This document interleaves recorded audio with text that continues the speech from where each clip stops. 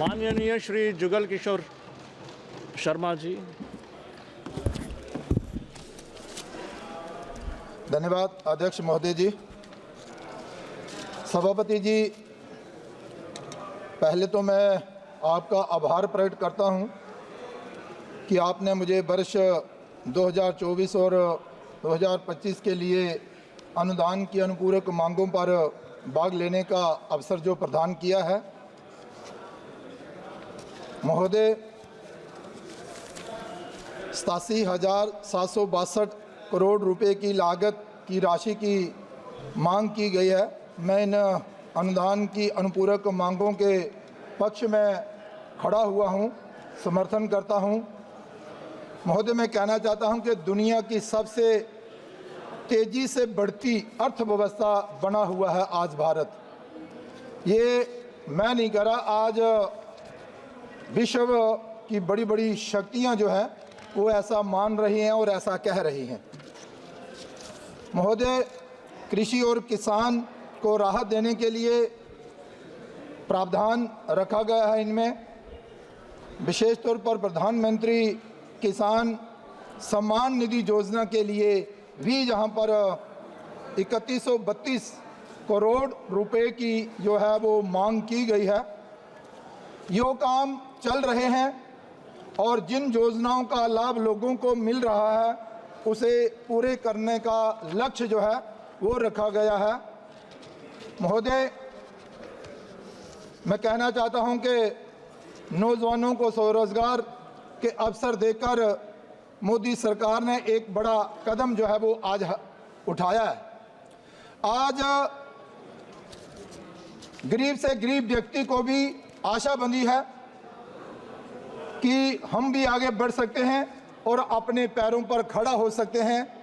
ये विश्वास जो है आज देश के गरीब को नरेंद्र भाई मोदी जी पर है।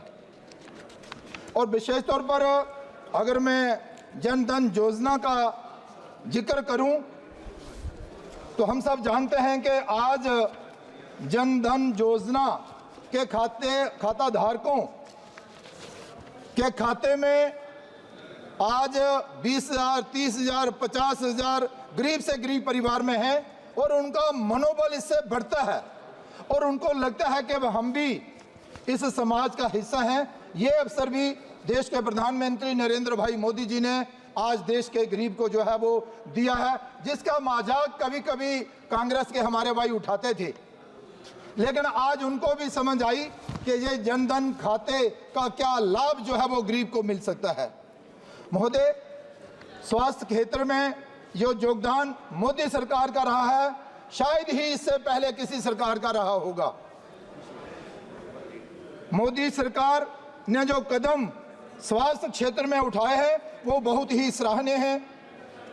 मैं आयुष्मान भारत योजना का जिक्र जहां पर कर रहा हूं और विशेष तौर पर अब सड़क दुर्घटना में भी घायल हुए व्यक्ति के लिए इलाज जो है वो फ्री में होगा, कैशलेस होगा और उसके लिए 127 करोड़ रुपए की राशि जो है इन मांगों में जो है वो रखी गई है। ये गरीब को एक बहुत बड़ी राहत देने वाली बात होगी कि भाई जो अपना इलाज जो है वो नहीं करवा पाते थे। महोदय, मैं कहना चाहता हूं कि आज देश के प्रधानमंत्री मोदी जी के नेतृत्व में देश एवं देश की जनता की बेसिक सुविधाओं की ओर ध्यान दिया जा रहा है, जो कि पहले नहीं दिया जाता था। लोभ लुभावने नारे दिए जाते थे लेकिन अमल कोई नहीं होता था। देखिए, आज एयरपोर्ट हो, रेलवे स्टेशन हो, हाईवे हो, एक्सप्रेस हाईवे हो, ये जो हमारा बिजली क्षेत्र में जो क्रांति आई है, जल जीवन मिशन के माध्यम से पानी की बात हो, इसके अलावा भी कई सारी बड़ी बड़ी योजनाएं जो है वो आज देश के लिए समर्पित जो हैं वो की गई हैं। महोदय, यूपीए और विशेष तौर पर कांग्रेस के समय बजट में रखा गया पैसा भी प्रदेशों तक नहीं पहुंचता था, इसके प्रमाण है।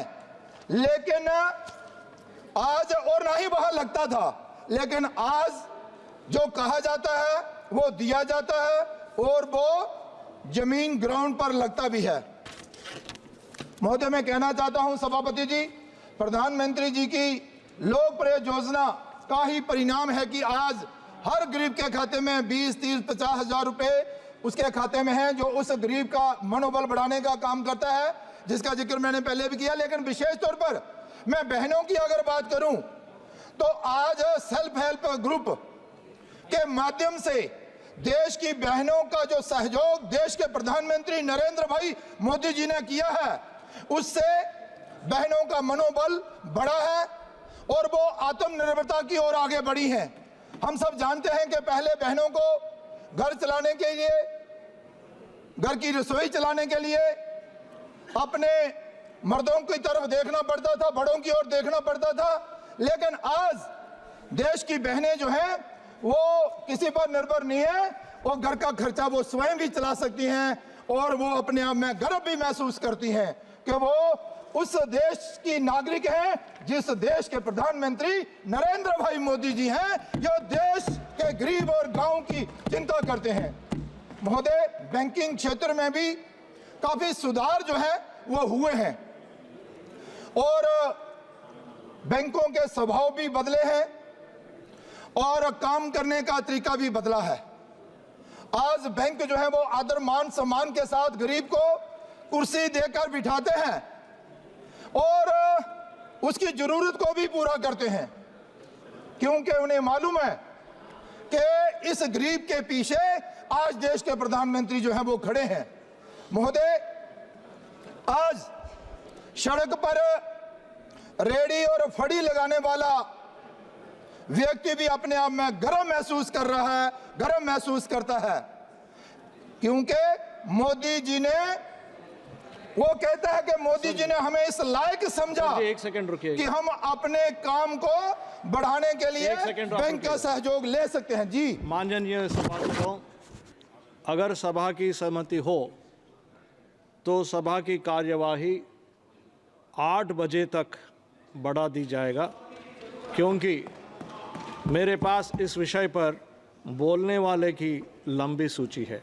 सब ओके सर? धन्यवाद सभापति जी। सभापति जी, मैं कह रहा था कि आज सड़क पर रेडी और फड़ी लगाने वाला भी अपने आप में गर्व महसूस करता है और वो कहता है कि मोदी जी ने हमें इस लायक समझा कि हम अपने काम को बढ़ाने के लिए बैंक का सहयोग ले सकते हैं, लोन ले सकते हैं और एक के बाद एक लोन जो है उन्हें देने की व्यवस्था जो है देश के प्रधानमंत्री नरेंद्र भाई मोदी जी ने की है।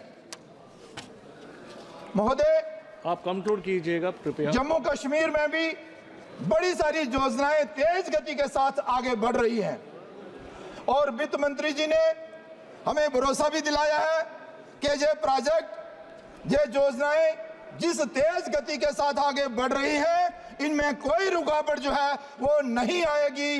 ये जम्मू कश्मीर के लोगों के लिए एक राहत की बात है। महोदय, मैं अंत में कहना चाहता हूं कि भारत पाक सीमा पर बनी डिच, नहर और बांध सुरक्षा की दृष्टि से बनाया गया है, पर कई वर्षों से सीमावर्ती क्षेत्र में, चाहे वो शंभ विधानसभा हो, मढ़ हो जा, आरसपुरा जा, बिश्ना हो, वहां के किसानों को उसका मुआवजा जो है वो 2012 से नहीं मिल पा रहा है किन्हीं कारणों की वजह से। मैं चाहता हूं कि बजट में इस अनुपूरक मांगों में उनका भी ध्यान रखा जाए ताकि किसानों को मुआवजा जो है वो मिल सके। महोदय, हर क्षेत्र के विकास के लिए अनुदान की अनुपूरक मांगों का मैं समर्थन करता हूं और अपनी बात समाप्त करता हूं। आपने मुझे मौका दिया, आपका बहुत बहुत धन्यवाद। धन्यवाद। माननीय श्री एम श्री भरत जी।